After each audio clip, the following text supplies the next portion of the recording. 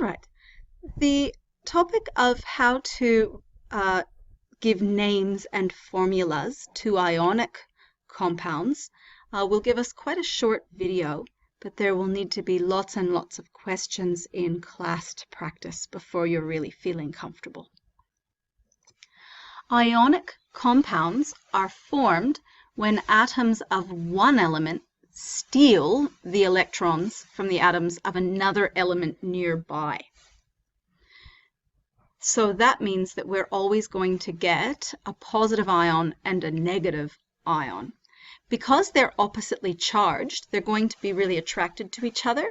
They will stick together, literally stick together in order to form the compound. So ionic compounds are not formed from pairs of shared electrons, but they're actually shared when a positive ion gets stuck to a negative ion. Therefore, ionic compounds must form between metals, which will want to form positive ions, and non-metals, which will want to form negative ions.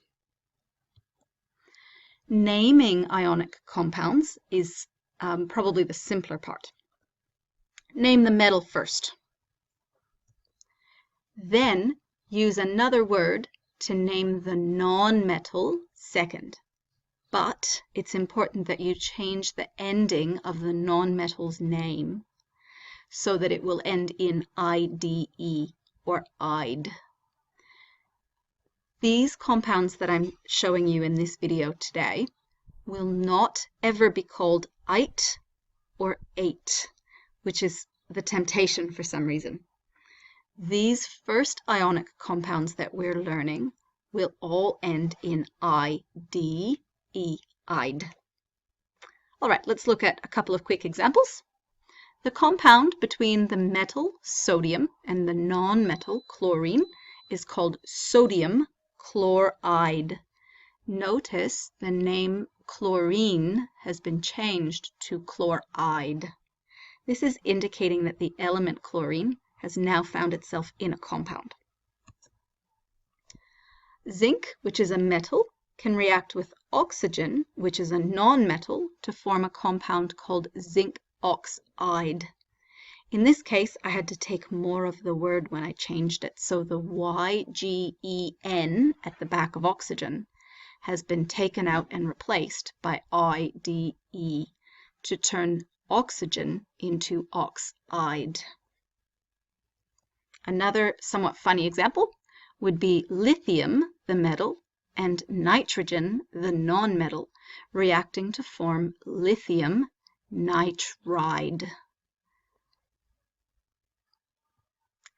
Formulas of ionic compounds are trickier, but there are some rules that we can follow here too, some steps that we can just learn.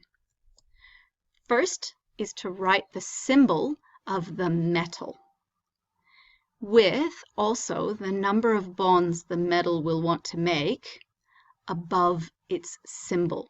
So if we were beginning to write the formula of a compound containing sodium, we would write Na for sodium, and then up high, sort of above the line, we would write the number 1 because sodium will want to make one bond.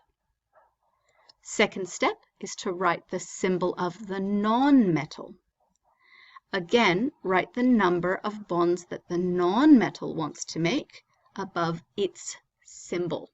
So in this case, I've chosen the non-metal, oxygen, and I've written a capital O for oxygen, and then a little 2 up high because oxygen likes to make 2 bonds. Then we swap and drop the numbers so that they will appear as subscripts.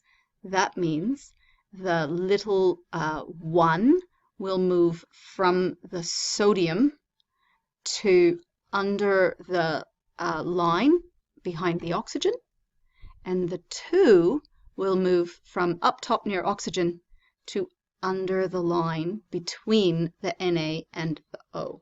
It will look like that when it's done. So the symbol for the ionic compound sodium oxide would be Na 2, O. There's a little wrinkle, which we'll practice in class tomorrow. If the subscripts happen to be the same, or if they're multiples of each other, then you can simplify them. So if you get a formula where the two numbers are both a 2, then you can simplify and make both of them a 1. If you get a formula where one of the numbers is 2 and one of the numbers is 4, then you simplify them as well. But let's save that for class tomorrow.